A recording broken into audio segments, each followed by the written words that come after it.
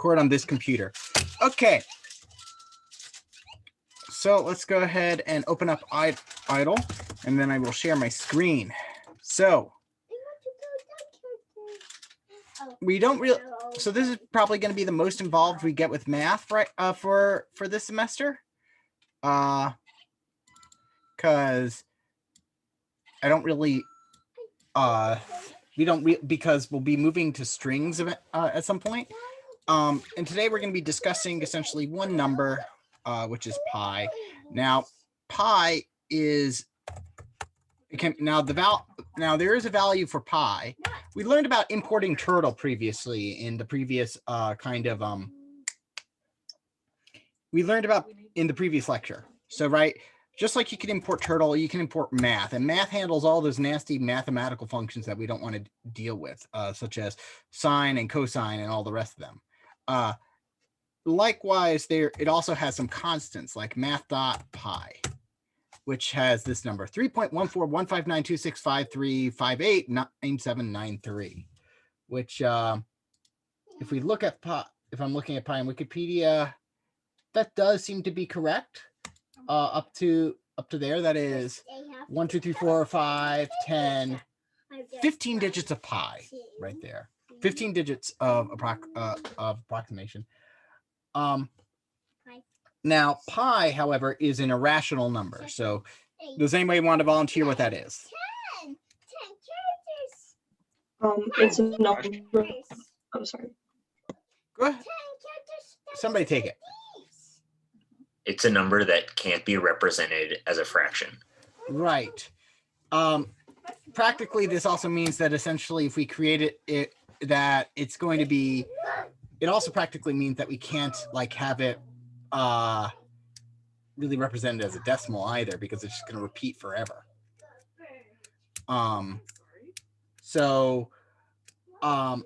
This number essentially is just a number that has kind of an infinite number of digits, which leads to a lot of jokes about like you can use pi as a storage system because it has all possible combinations of zeros and ones in it.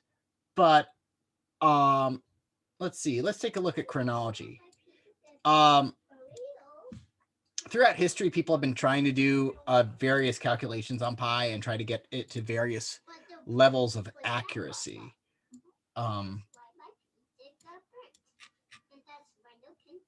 So the math here is different because we're using the math as a teaching tool here. So so if we look, basically the decimal place is really how many decimal digits did we have for pi. We can see that the ancient Egyptians and Babylonians basically had different values for pi, approximately 3.1 and 3.12. Although I suppose we should talk about, we have this pi, it's a rational number, but what is it? Like, what the heck is pi? Okay, now you can set it on the floor by the TV. And why should you care? Set the cable on the floor by the TV. It's like the ratio of every circle's circumference to its diameter. Yeah, I personally find this animation to be great. So here we've got a circle, and you see that it. So let's see what happens in faces. It's a great visual representation of what happens. Right, here's where pi is. Here we see that we've got 4 circles, and we start here and we just kind of unroll the circle, and we see where basically where it gets fully unrolled. The outer layer of it is at 3.14. Now, why is this? This is because that is the ratio of what? The circumference to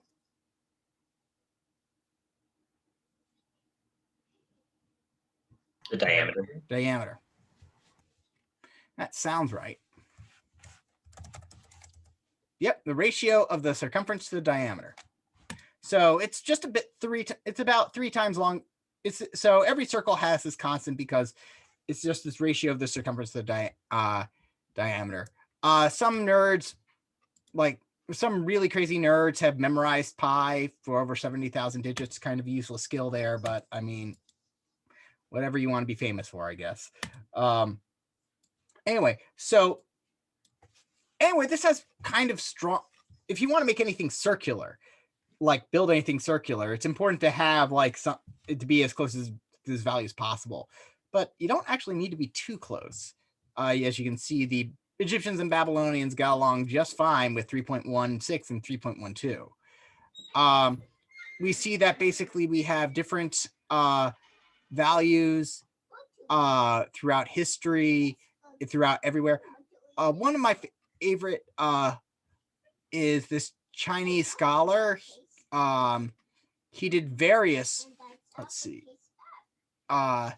he did various estimations of pi, which are honestly, I look at that and I go, yeah, right. I don't pretend to understand that, but he came up with a pretty nice ratio for pi, estimation for pi. Not one of these. It was a number that, but a lot, you can see that a lot of people use fractions, but this guy used a lot. I had one that came pretty close. Let's see.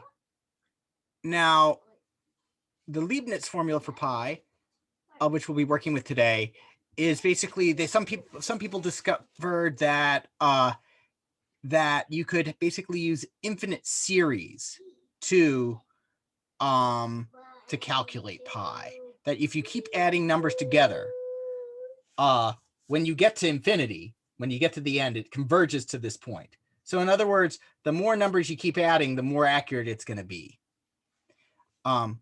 Which is kind of weird. It comes out as, but it's okay. And this is not the only time we'll be doing pi. When we talk about Monte Carlo approximation, which is a lot scarier than that sounds, but it's honestly some of the world's easiest ways of doing mathematics. We'll see that we have a very lazy way of calculating pi.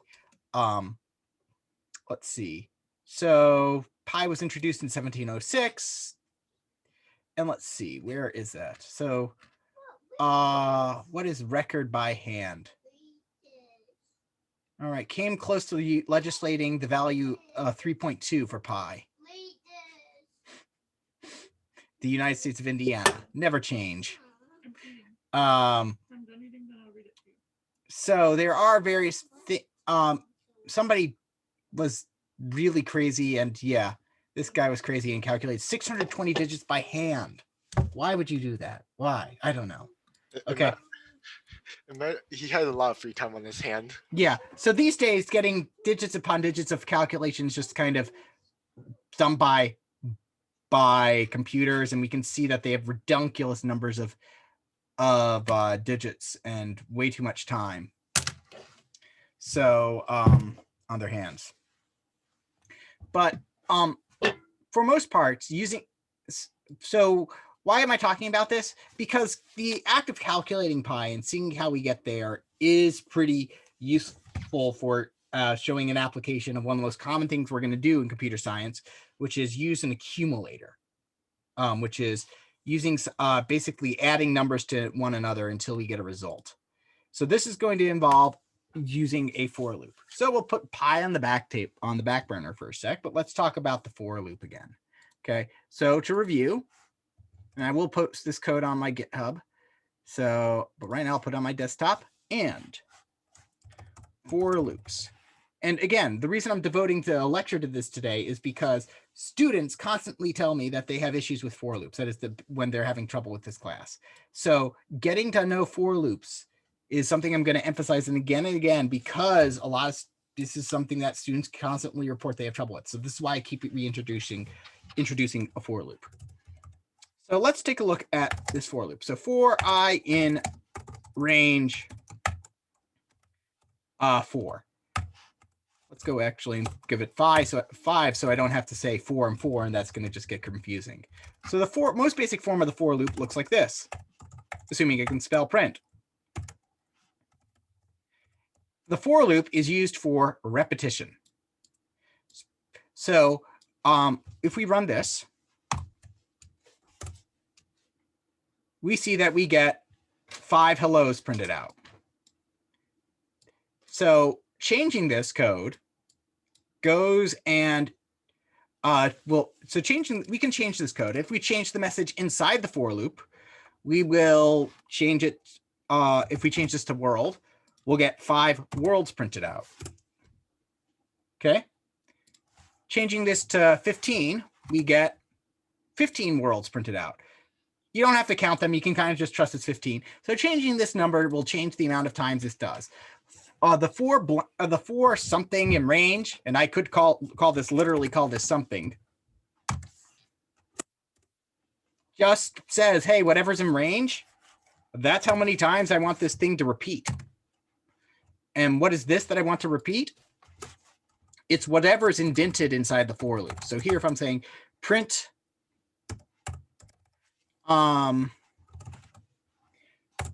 print hello, right? And print world, we get hello world, right? Because what we did is say we will print hello world and then do it again, print hello world. You've done it twice, so we're done now. If I were to do this 5 times, we'd have a total of 10 lines printed out. I'm trying to emphasize here, you don't want to overthink how this works. Please do not overthink this. This is, you put in number here, you get this out. Now, there's a lot of other ways we can run the for loop, but let's go ahead. But right now we've seen here with the for loop that essentially we want to do the exact same behavior each time we run the for loop, which has only limited usefulness. So let's ask ourselves, what if we wanted to do something different each time we did the for loop? So let's go ahead. So I'm going to go back to here, switch this to hello, back to hello for a second, and I'll run it. Hello, hello, hello, hello, hello. Right? This should be unsurprising after the last 3 minutes I've done going over this. However, now let's go ahead and change this to X, right? And unsurprisingly, this should be an error because there is no X defined, okay? Right? Can't do that because I don't have a variable named X. You thought this was going to do something magical? No, I'm just testing you. That's my excuse when I'm going to make a mistake, by the way. But that was not an unintentional mistake. But now, if I change it to I, well, you see we have an I up here, right? So now something else is going to happen. Something quite interesting. We get numbers out. 0, 1, 2, 3, 4. So first off, how many numbers total did we get out? Not summed all together, just how many different distinct numbers did I get? 5. 5 numbers, which is incidentally the number I put in here. If I were to put in 20 over here, you would get 20 distinct numbers. Right? Make sense so far? I'm not talking crazy. We're not concerned about the values to see that nothing really has changed except what has been printed out, but still the total number of things being printed out hasn't changed. If I did 100 things, I would get 100 lines printed out. Okay. We also note something. Printing is slow. Took a while for it to print, at least in idle. Idle is very slow at printing, so keep that in mind if it seems like it takes forever. It just happens. All right, so now let's go ahead and look at this in more detail. Let's change it back to 5.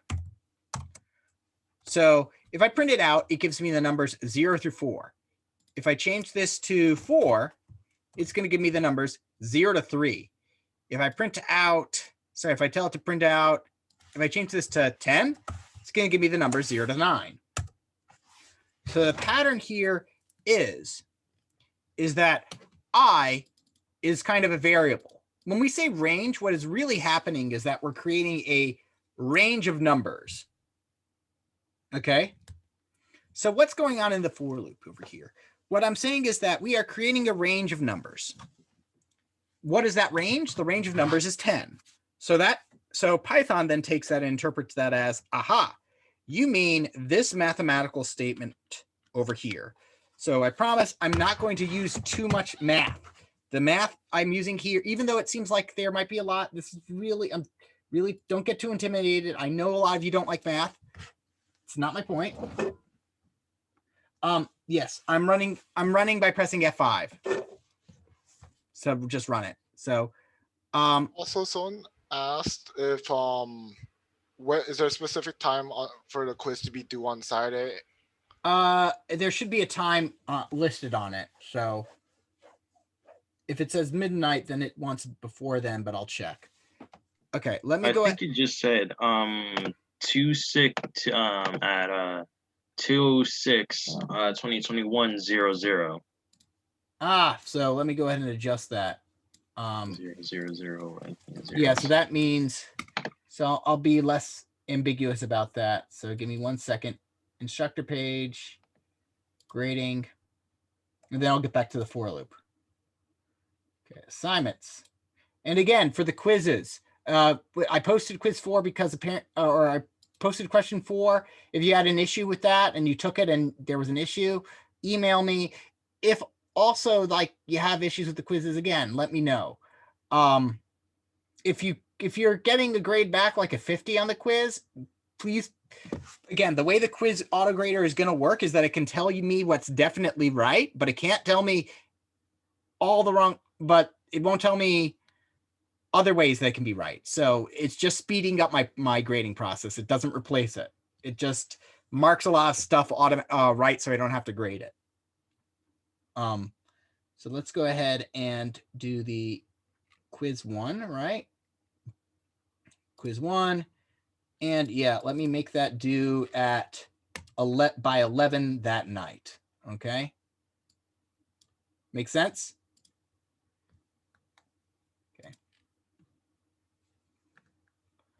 So, okay, now going back to here, let's go ahead and annotate. So when I say I want, this range, right? I print out this thing. And I get the numbers 0 through 1. Oh, sorry, 0, 1, 2, 3, 4, 4. I get 5 different numbers from 0 to 4. What this is saying is that for I in range, or actually whatever variable I decide to use, okay, is going to be, is that I'm creating what's called a range of numbers, which is exactly what it sounds like. And the range of numbers is from 0. It always starts from 0. When it looks like this, it always starts from 0. We're going to see ways that we can make it not start from 0 if we don't want it to. But it's going to be from 0 to 5. And I'm using this notation specifically, right? The inclusive exclusive notation.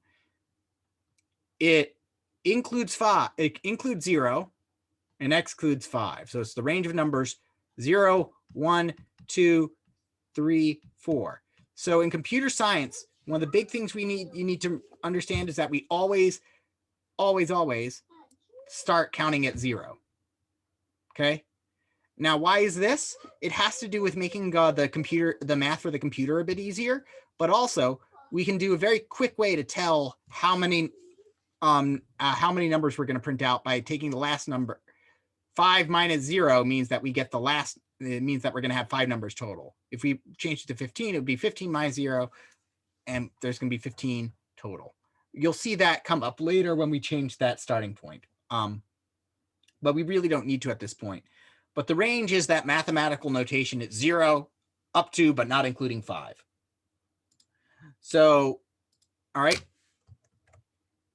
So if I changed the I to 100, what are the numbers that are going to be printed out? What is the range of numbers, rather? 0 to 99. Yep, 0 to 99. 0 up to, but not including 100, which is a total of 100 numbers, right? So you have all the numbers from 1 to 99 plus 0. So that's 99 numbers plus 1 for a grand total of 100. Now, and this is now when do we use this? We want to use this when we have variables that we want to change, when we have variables that want to grow. So let's take a very basic problem. Like say you wanted to know what the sum was from all, and let's go ahead and use an easy example before we go and move move on to a harder example. And by easy, I mean something we can do by hand, right? I want to know the sum of all the numbers from 1 to 5, right? From 1 to 5. So we would probably want to go up to 6 because the range is what? 0 up to, but not including 6. So it would be 0 to 5. So that would be, let's go ahead and open up the calculator. Thank you, calculator. 1 plus 2 plus 3 plus 4 plus 5, right? 15. Easy enough for us to check. So let's figure out how can we make the computer automatically calculate the sum of all these numbers, right? So this is one of the most common patterns that we're going to see in computer science called an accumulator. So what I'm going to do is I'm going to say, I've got this total over here. Set it equal to 0. And what I'm going to do with this total is when I'm done, I'm going to print it out. And I'm just going to do that over here so I don't forget what I'm doing. Make sense? When I open something up, when I create something to use it, and I know what I'm going to do with it, it's often easy to just kind of skip down there and do that so I don't forget about doing it, especially when I'm printing something. Okay, so how do I add all these numbers up? Well, what I'm going to do is say total is equal to what I currently have in total. And let's go ahead and change this number over here. We can change this to whatever we want, by the way. I'm just going to call it num. So for every number in the range of 6, so 0 up to but not including 6. Make sense what that range statement means? I'm going to say total is equal to total plus number. So this brings together a whole lot of things that I was warning students about. This statement, right? The whole idea of the boxes and the whole idea and this loop. So now this will give me 15, but let's walk through the code and see why it gives me 15. Okay. So let's go ahead and go and I'm going to pick up the whiteboard over here.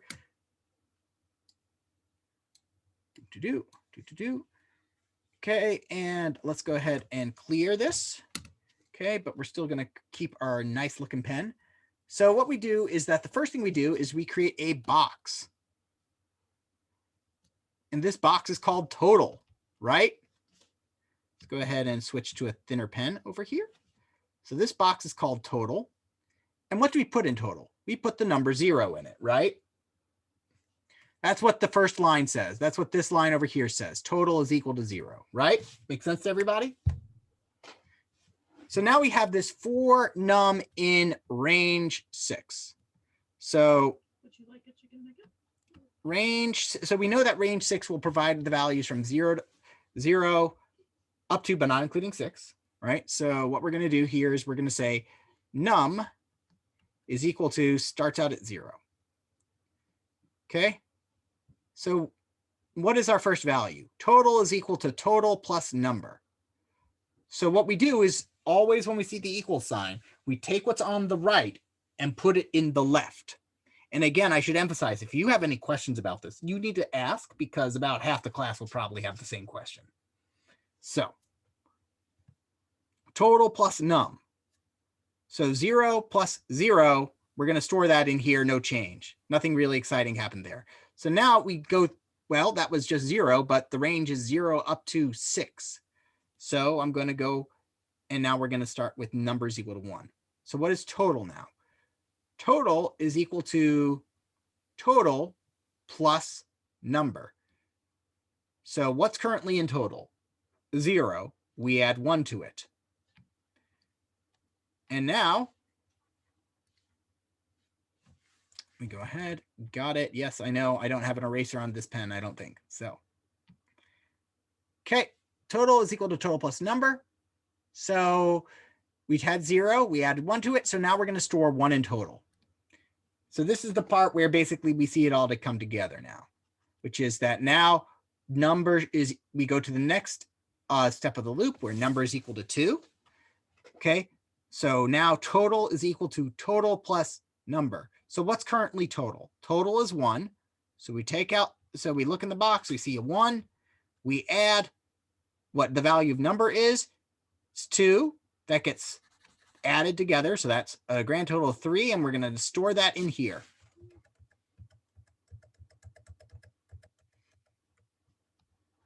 Three. So the next number to add then is 3. So we add 3 to total. So 3 plus 3, that becomes 6. So 6 in here. Then we add 4, making it, then we're going to add 4, and that would make 6 plus 4 would be equal to 10. And then you add 5, which is equal to, which would be 10 plus 5, which is equal to 15. We'd store 15 in there. And then we've gone through the numbers 0 up to, but not including 6. So we print out total and we get that 15. So now we can use this to talk about like doing this for like much larger numbers. Say, I want to know all the sum of all the numbers from 100 to, from 0 to 100, which is apparently 50-50. 1,000. So again, I'm going up to 1,001 because I want all the numbers from 1 to I want all the numbers from 1 to 1,000. 500, 500, which is really interesting, actually. That's a really interesting property, yeah? Like you'd expect it to be something random, but it turns out to be like this really interesting thing. If we do it to 10,000, let's see if it still holds. Weird. Numbers are weird. All right. I have a question. Yes. So every single time it's going to run that statement, it's like putting a new number into, Yes. or it's assigning a new number to that variable. Yes. Okay. Num gets a new value each time the loop runs. The first time it'll be 0, then it'll be 1, then it'll be 2, then it'll be 3, then it'll be 4, then it'll be 5, and so on and so forth. I'm not going to do that 10,000 times, but you get the idea. I have a question. So, Yes. every time it does the loop, does it start back from the top so that it'll Yes. replace totally? Oh, okay. I was thinking. I was going to ask. Yep. So each time it does the loop, it will start. So let's go. We can actually print that out.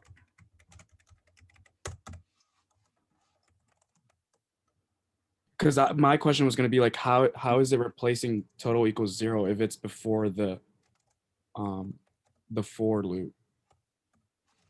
Total is, well, total equals 0. It starts out in 0, but so we have total is total.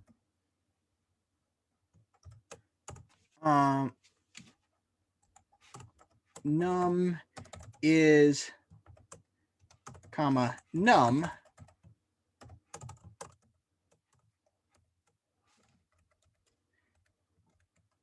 After adding,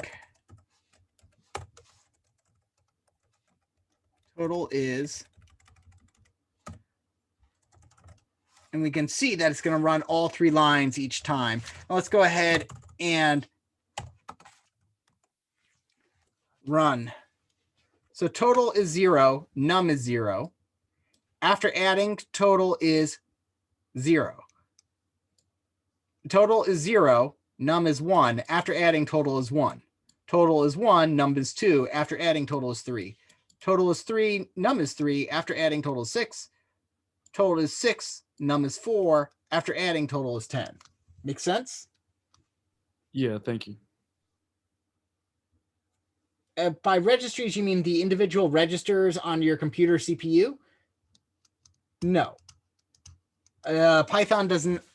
I don't even know if C lets you. I mean, you want to stay away from, Python is made because you want to stay away from that, as far away from that as possible. You know, you want to stay as far away from the hardware as possible if you can, and just try to work as abstractly as possible. So let's go ahead and see what we were talking about here with approximations of pi. So a lot of people did it, but Leibniz gets the credit for it. Specifically Leibniz, I just had that up there. Did I? So the Leibniz formula, which is named for Gottfried Leibniz, has this weird equation for it. It's an alternating series. And what it says is that you take 1 minus a third plus a fifth minus a seventh plus a ninth minus, what would the next number be? An 11th. Mm-hmm. So Danielle asked, so is num also a variable you create when you start the loop? Yes. When I create a loop, whatever I put over here, be it num or I or any other letter or word, that's a variable right there.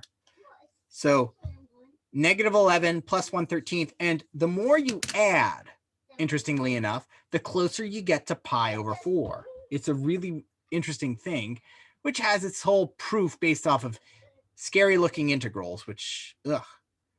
But what we see is that, and they have more of these graphical kind of comparisons.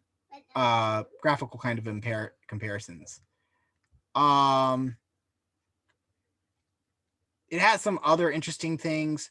List a formula involving pi. So there is formulas yielding pi, right? We have the integrals, infinite series, efficient infinite series, which are annoying, all sorts of algorithms and stuff. But I want to focus on stuff that's a bit less scary looking, right? This one was the Leibniz formula for it. None of those. Could have sworn there was a multiplication. Yeah, infinite products. There we go. So there's a couple. There's other things you can do, like this one. Here's a formula. Pi over half is equal to 2 over 1 times 2/3 times 4/3 times 4/5. Then 6, 5, and 7, 8, 7, and 9. So notice that we've kind of got this weird pattern of that we've got, the middle number and then the two numbers beside it. So it's a very interesting formula that we could do there. So, and it's also an accumulation pattern that we could work that we could do the same way. But before we move on to that, let's go ahead and look at other ways we can manipulate this function. Okay. Let's go this range, because one of the cool things in Python is that everything is a first class citizen, essentially, meaning that anything that you can store things where you would normally not think you could, and you can print things out where you normally think you couldn't. So for instance, and I'm going to quickly comment this out using a little trick that we'll learn more about later. So that commented everything out. I'm going to print range 5. I can print whatever the heck I want, right? I can throw whatever I want into print to see what it's going to do.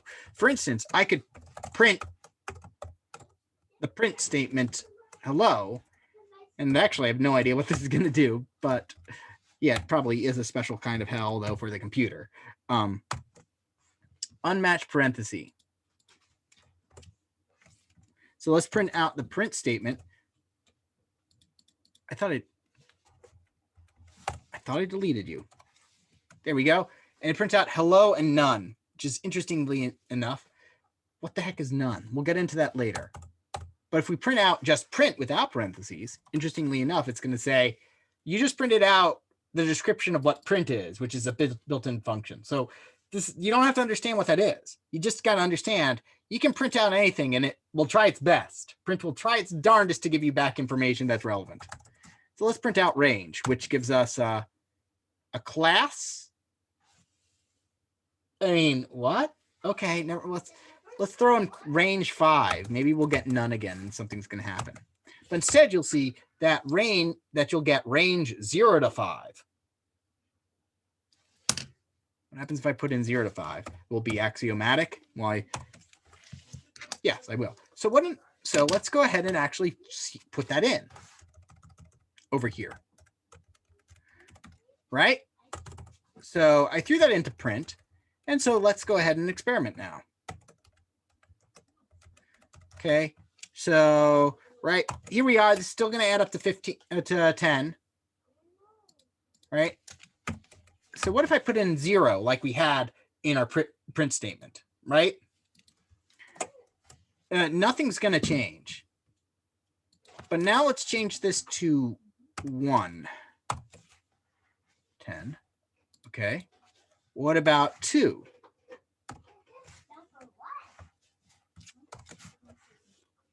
9.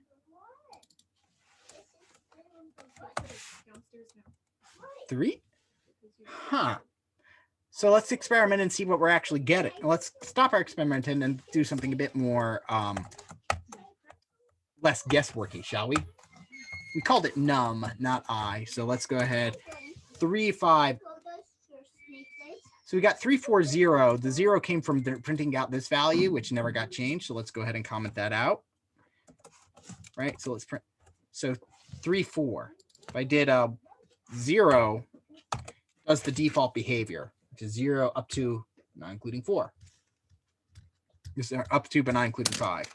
And if I change it to 1, it's going to go from 1 up to but not including 5. So this is, so what this is that this specifies, the first number specifies where I'm beginning, and the second number specifies where I'm going to end, right? So I could be more exact about what I wanted to do. It's pretty cool. Does that make sense to everybody? Yes. So this over here is what we call a comment. And a comment basically says to the computer, humans only after this point. Only humans are going to read this, right? It's useful for basically saying, for basically, you know, saying what your code is going to do. Okay. And it's also very useful for basically telling the computer again, don't run this because I'm testing something. All right. So we can also do other things with this. So let's talk about again about the Leibniz series, this weird thing. Okay. What kind of weird tricks can we do with this? Right. Well, notice that that it's an alternating series. That just means it's a series of numbers that basically swaps whether you're adding or subtracting. So let's just go ahead and see if we can't get it going like that. So let's go ahead and comment this out, and we'll start from scratch over here.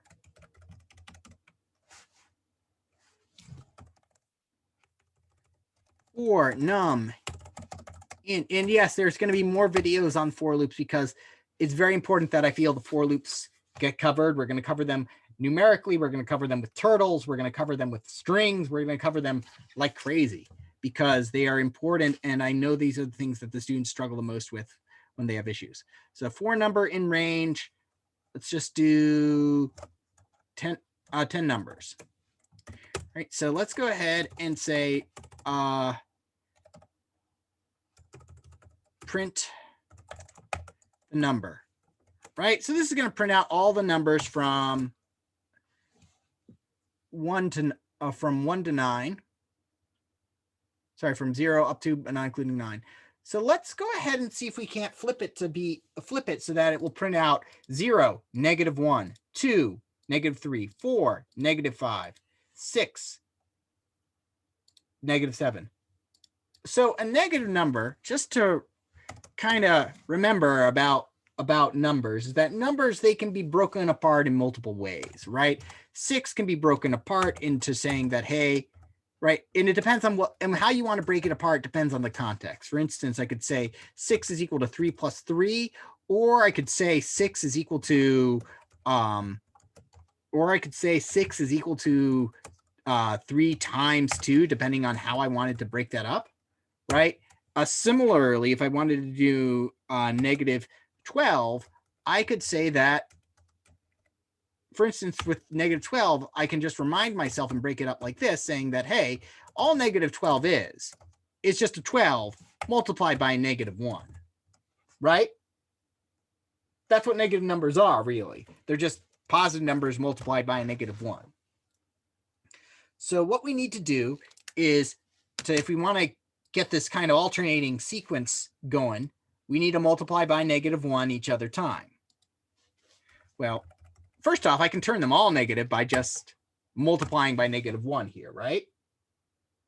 Watch what happens, right? So here I'm going to print the number times -1. And the only thing that doesn't become negative is 0 because it's 0, right? 0 does not have a negative value. Okay. So what we're going to do here is, now that we've got a way of printing out positive numbers, we've got a way of printing out negative numbers. So let's go ahead and say 1. So so here's a way to get it to flip, actually, after you put some thought into it, which is that what we could do is that we could say, hey, let's take our number and multiply it by 1. 1 is equal to 1. And then what I'm going to do is I'm going to do something a bit cheeky over here.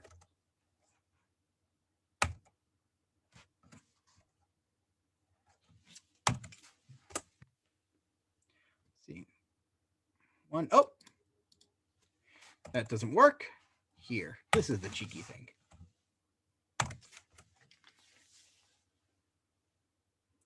I know you're like going, ugh, that's so over my head. Don't worry, I'm going to break it down for you. I know that basically I'm saying, here's point A, here's point B. Now time to erase the answer before you can copy it down, right? I know it feels like that. I swear I'm trying to just kind of be as good about this as I can. So let's see. Oh, comments. Yeah, sir. So, okay, that's an excellent question, Mike, before we continue. So Matt wanted to know why the second value isn't included, but the first is. And the answer is, and I had meant to bring this up, but I had forgotten to. And the answer is, we can tell how long the range is going to be then. So for instance, if we are going to do this, right, for a number in range 1 to 5, how many numbers get printed out? There's 4 numbers. If I do it like this, there's going to be 5 numbers printed out. And if I do 100, there's going to be 100 numbers printed out. If I do this, how many numbers are going to be printed out? Right? It's a bit of a pain to go and count them all. 48. 49. And the reason I can do that is because if I've got a range, it's off by 1 error. It's very common in computer science, so you know. No, it's good. It's a kind of a trick over there. So watch. So if the range is from A to B, right, then the total numbers that are printed out is going to be, or let's call it the total length of the range is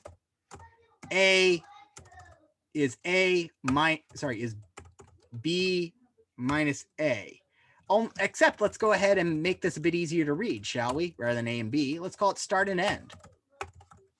The total length of the range is whatever the end is minus the start value. And that's part of the reason we do that, which is the whole why do we include the first but not the second? It makes the math really easy for us, where I can take the end, subtract this, and say, okay, I've got this many numbers I'm going to print out. It even works for negative numbers. So let's do -2 to 2. Actually, wait a second. Will it work for negative numbers? Yes, it will. -2 to 2. 4 numbers printed out, right? What if I put a square bracket next to the first value? In Python, the square brackets mean very specific things, so it's going to yell and say that's a syntax error. But that's a great question, Rose. Parentheses are used basically for function calls, and and the brackets are used for list operations. If you want it to be adjusted, you have to just physically adjust the numbers. So, and the reason for that is because the computer needs things to be unambiguous, which is why that you don't have a lot of overloading of certain things. So moving back onto our previous example, right over here where we're flipping numbers over here, 0, 1, 2, -3, 4. So, okay. So let's go ahead and talk about the not scary part. For range number, I am range to 10, right? Print the number. So this prints out 10 numbers, 0 up to, but not including 9, right? But then we multiply by this value, which I called 1, which starts at 1. But then after I print, each time I print out a number, what's going on here? I take whatever's in the box labeled 1 and multiply it by -1. So what happens when I multiply 1 by -1? What do I get? Like what then? You know what? I'm just, for sake of not overloading things too much, I'm just going to call this box. So 1 starts out in, so we start out with 1 in the box. What happens if I take 1 and multiply it by -1? What's going to get put in the box? -1. -1. What happens if -1 is in the box and I multiply whatever is in the box by -1? A +1. +1. So each time it runs, it's going to flip from one to another. So this is actually a fairly simple and not necessarily intuitive until you see it mechanism that you can use you can use -1 and multiplying by -1 to kind of flip things. That's pretty cool, right? So we can now actually sum these numbers like we did earlier. So let's say total is equal to 0. Print is equal to, not print, total is equal to num time. Now this is a mouthful over here. But what we're saying is take what's in total, we want to store inside total, whatever's currently inside total, plus number times whatever's in box. But we actually can use a nicer notation for that, called plus equals. This is called the increment operator, which actually makes a lot more intuitive sense and does a lot more for us. And it says, increase total by this much. Increase whatever's in total by whatever on the right. Does that make sense to everybody? And realistically, what happens here is that when the computer sees this, it automatically just translates it to this. Okay, those are the two exact same operations. And yes, there's equivalent operations for multiply, divide, but really, and subtraction, but really the one we see most is plus equals. So everybody understand what plus equals does. It's just a shorter and easier way to look at this. Okay. So let's go ahead and see. So -1 plus 2 minus 3 plus 4 minus 5 plus 6 minus 7 plus 8 minus 9 equal to -5. Now, if I started at 1, okay, that changes. That actually is going to change our answer, interestingly enough, because now why did it change our answer? Well, without the 0, the first number was +1 rather than 0. So it was +1, -2, +3, -4, and so on and so forth. We see very interesting kind of like behavior over here, where it just kind of just wiggles out. And notice, right, interesting enough, and I, again, haven't noticed this before, right? But when we were doing adding 1 to 100 earlier, we got an interesting answer. Let's see what happens when we get 1,000. Oops, 500. So let's go ahead and now talk about this Leibniz formula. Professor, I have a question. Yes. Is there some like thing we're supposed to be following, or are you just teaching us? I am just I'm just doing this all ad hoc, man. Okay, thank you. This is all basically just trying to emphasize the for loop. I took inspiration from a textbook I really liked, but also thought it was kind of just way too in-depth mathematically. So I'm just trying to show, basically, I'm trying to build this up slowly and just kind of show you different tricks that we're going to learn how to use. Now, I should mention for your lab, you're going to be using for loops, but you're going to be using them to help you draw things with turtles. Technically, everything you do in that lab can be done without using the for loops. But you have the option of using the for loops to help you. Danielle asks, can you do times equals or minus equals? Yes, you can. Plus equals is by far the most common. So we could ostensibly do this over here. To say, hey, take whatever's in the box and multiply it by -1 and put it in the box. So we can do that. So now what we've got over here. So we've got 1, -3, -1/3, +5, 7, 9, and so on and so forth. So, all right, what do we want to do there? We want to go ahead and so let's go ahead and see print num and see where we currently are, right? So if we go from 1 to 10, we're going to get, right, let's go ahead and print out num times whatever's in the box. And we're going to get 1. Oh, and I need to do this, which says flip the sign of whatever's in the box, right? 1, -2, 3, 4, negative. So right now what I'm missing is I want it to go up by odds. 1, 3, 5, 7, which is mildly annoying, right?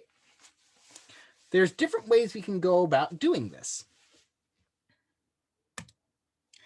One way we could do this is that we can add in the final part of range.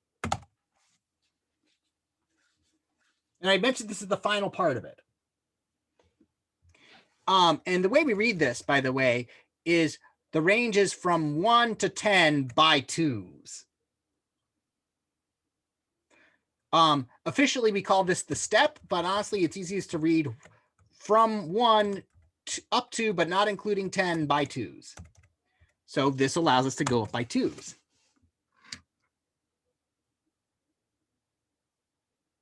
Make sense? Is that step that is it just a range function, or is any function the third thing in a parentheses will be a step? It is. So that is an excellent question. Pretty much anything we use, this is just a multi-line comment.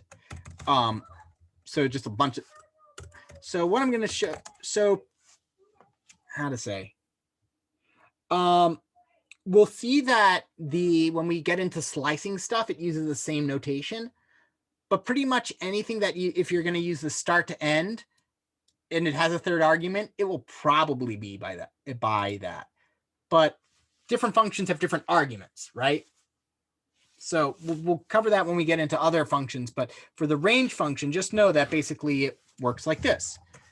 For I in range 0, 1, 0 to 10 by 2s. Oh, excellent question, Rose. I will get there in a second.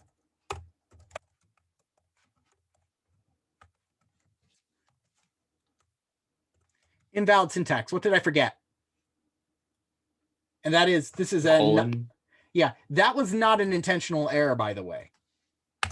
That was an unintentional error on my part. I still make mistakes. I knew exactly what was wrong when I ran it, and it dinged me. And the reason I knew exactly what was wrong was because I have made this error, I guess that a lot of times +1 now. I've done this error a lot, and this is one of the big differences between me debugging and you debugging. I have failed a lot more than you have. I have crashed and burned a lot more, so I know what's gonna break based off of the mistakes I make. And that's just something that you accumulate with practice.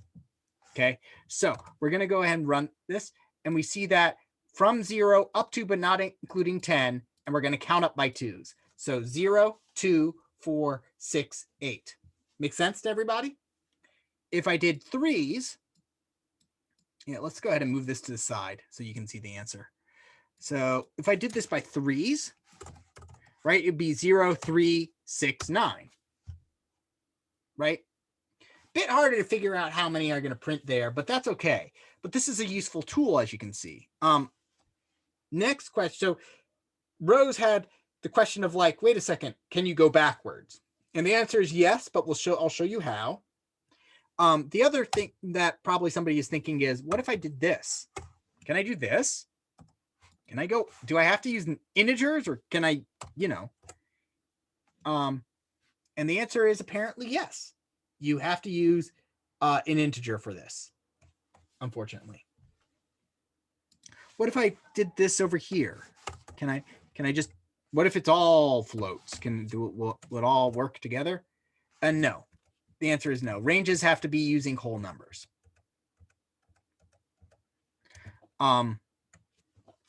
Now, to address Rose's question, because it's such an excellent question, what if you did this?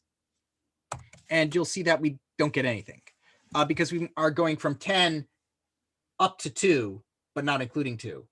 So 10, so that range kind of just crossed over itself, and it doesn't give you any numbers. However, if you wanted, there is a way to do it, which is that we can say, let's start at 10, go down to, but not include 0,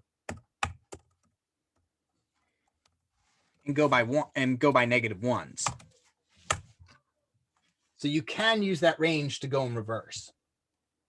And notice it goes down to, but doesn't include 0. And 0 minus 10 gives us -10. So we get 10 numbers that are imprinted out in total. Similarly, if I wanted to go down to 0, if I wanted to include 0, I'd have to put -1 here, which looks slightly annoying. We don't go in reverse very often, but often, a lot of times what we do to go in reverse is the following. We just simply go, I want to go from 0 to 10, and I'm going to go 10 minus I over here. And I'm just going to keep subtracting numbers. One of those may make more sense to you than the other. Which one should you use? You should use the one that makes sense to you. They're both valid. They're both equally valid. There's a lot of ways to do things right in Python. There's a lot of ways to do things wrong in Python. But regardless, you should do what makes. Can you set delay to make it sort of be a countdown? That would require me to do a couple of little tricks. Excellent point, Abir. I'm gonna go so without bringing in extra functions like telling the computer to sleep for a bit, which tells it to wait. We've already established that printing takes a heck of a lot of time, right? So what I could do is I could totally do something like this. I could say, okay, and now we're going to get a bit mad. I know you're going to start So this is where we start freaking out when I do this. So everybody, it's not Abir's fault, by the way, but did inspire me.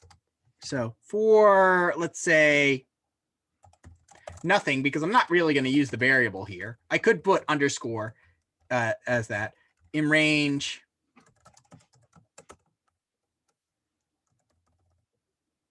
100,000. I know it looks super scary, but really this is all going to look super scary. I swear to you, it is not going to be scary. So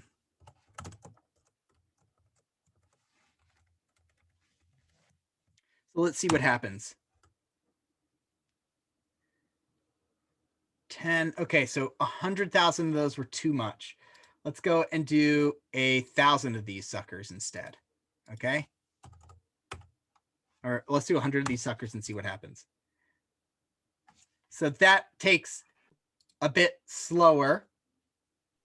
What is it that there's 100 or 1,000 of? So okay, 1,000 seems to be the perfect kind of amount right here for us to see what's going on. So this is still running. So what is going on here? I am saying print 10 minus I, which is 0, which is 10 minus 0, 10 minus 1, 10 minus 2, 10 minus 3, 10 minus 4, and so on and so forth, right? And then I have another for loop inside the for loop. Something you can do, by the way. Gets annoying when you do this, but remember, this for loop is saying do the following 1,000 times. So it's simply me. And since I'm not really using the variable here, it's not too hard to analyze what's going on. What we're going on is saying, hey, let's go ahead and subtract. Let's go ahead and do this statement 100 times. Oh, sorry, 1,000 times. Let's go ahead. And so what is this sign doing? This is literally saying print nothing and then don't go on to another line after printing something. So this is literally just wasting the computer's time over here. Make sense? So it just makes the loop run slower. Yep, this is just making the loop run slower. This is just, so my classic way is, this is my classic not using unscientific way to slow a computer down, which is to make it print nothing. Professor, so is it running 1,000 times for every one time that the first for loop runs? Sorry? Is it running 1,000 times for every one time that the Yes, first it for is. loop? Okay. Yes. So it's got to go 10,000 times. Yep, exactly. That's what a for loop, that is what a for loop and a for loop is. And we'll go into those in more detail. I only just brought those up. They aren't too hard to look at, especially this one is just like saying, don't do anything, but do it really slowly, please.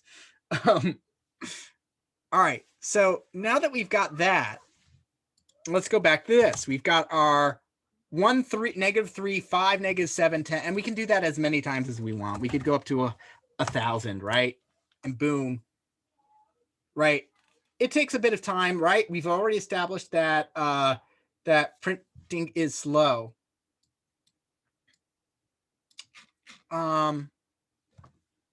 So there, we've got this alternating pattern here. So we can start by, so now the trick is we need to add 1 minus 1/3 plus 1/5 minus 1/7, right? And what we've got is 1, 5. What we've got is 1, 3, 5, 9, as opposed to 1/1, 1/3, 1/5. But that's easy enough to correct, right? So first off, let's go ahead and go back to this, which is what we're going to do over here. So right, we take our total, say number times box. Box is equal to times 4 times -1, print total. And right, this is just simply adding those numbers that we had, which was 1 plus -3 plus. So, but really what we want to add is 1 over this number. So again, a very common theme of this course is don't overthink it. And break it down into small discrete parts you can do. Well, if I want to do 1 over that number, why don't I just do 1 over that number? Now we get a weird number, 0.7, and it actually didn't take too long to calculate because I wasn't bothering printing everything out. which is some number. Now, notice that this is approximation of pi, but it actually gives us pi over 4. So how do I do to see how close to the value of pi I got was? Multiplied by 4. Yeah, I saw you mouth the words. I'm like, I can lip read that. I feel so proud of myself. So what we're going to do is multiply the total by 4. Why are we multiplying by 4? Because we're trying to see how close this is to pi. Total is going to be something close to pi over 4. Okay? So multiplying by 4 is going to give us something closer to pi. 3.1395. Yeah, not too close, right? So let's go ahead and double the amount of numbers we're adding. 3.14, right? So let's go ahead and make that run 10 times as long. 3.141 rounds up to 5, right? Let's go ahead and we have the answer right here, 14159. So the more times this magic equation runs, let's do it 100,000 times now, or not 100,000, but half of that. 3.14157. Okay. Another magnitude of magnitude. By the way, every time I multiply this number over here by 10, right? How much longer is it going to take? 10 times as long. Yes, and I saw multiple people say that. So yeah, it's going to take 10 times as long. Actually, turns out this is a pretty terrible way to calculate pi. So you see how the computer was like there for a second. We can kind of see that go on with my computer, with the task manager on my computer. Performance. Let's go ahead and keep track of the performance on the computer. Let's go ahead and multiply it by 10. So this should take a while, actually. And let's see. So we can see there's been a spike in my computer activity. Change to logical processors. And we see that one of the processors is working pretty hard on it. 3.1415926. 26. And honestly, so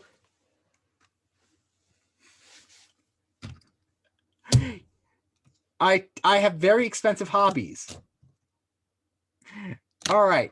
So what we've seen is, first off, Leibniz can be forgiven, having been born prior to computers being a thing, right? For giving us a algorithm that doesn't really work too well for this, right? But so this is actually a pretty terrible way to calculate it, but it's a very understandable way and a very good way for kind of teaching us all these little tricks that we can do with the for arrangement statement. Now, that being said, most of the time we are going to use the range statement, and most of the time, and what you're going to do for the turtle assignment is the one that you learned on Tuesday, which is the for I in range.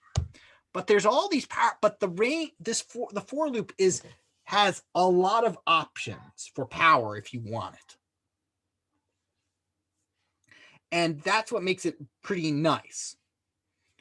But I'm going to leave you with this last thing. But again, we were doing for blank in range. And we showed we could change this part right over here, right? What about changing this part over here? So I'm going to leave you with this last thing, guys, before we dismiss, because this is something that we'll tackle later.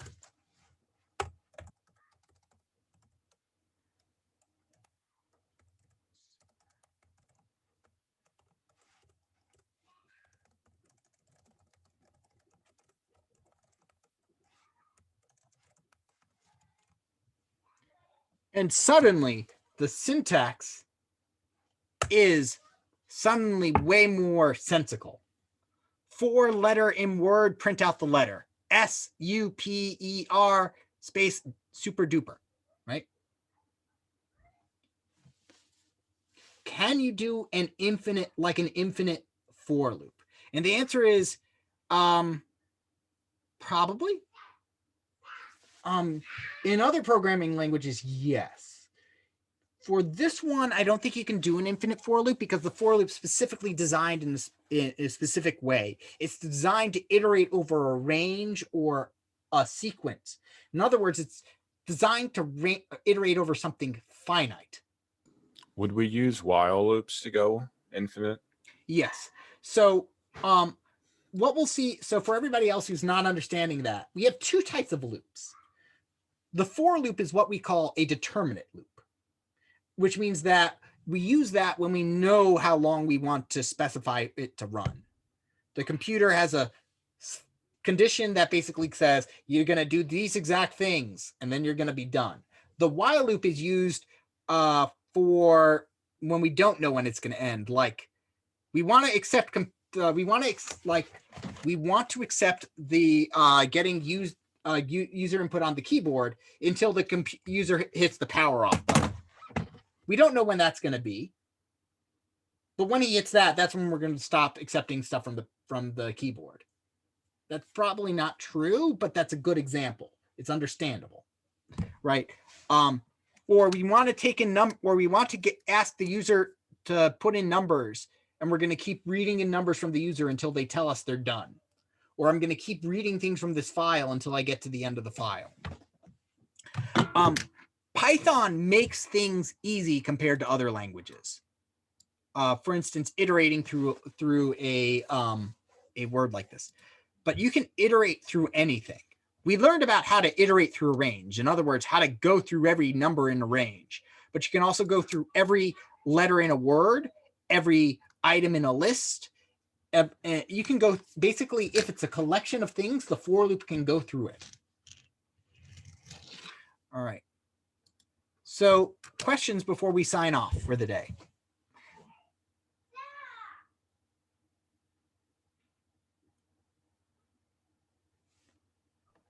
Nothing for me really. I just wanted to demo real quick before I submitted my lab. I'll be happy to take demos.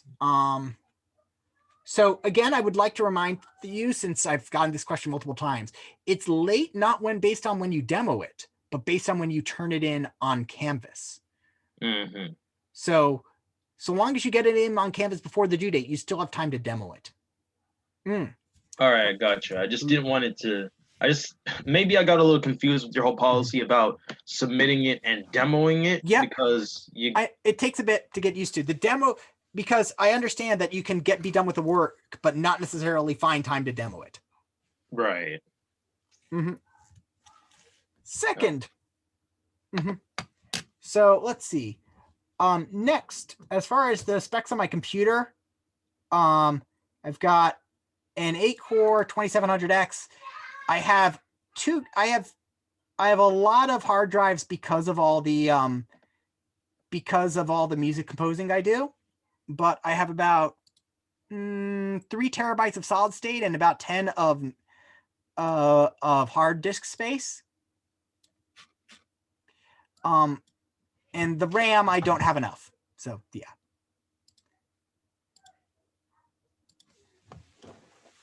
I do orchestral music. I've posted some links to it in the Discord.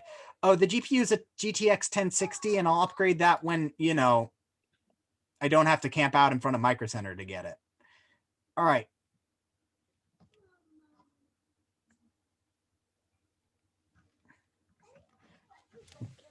All right.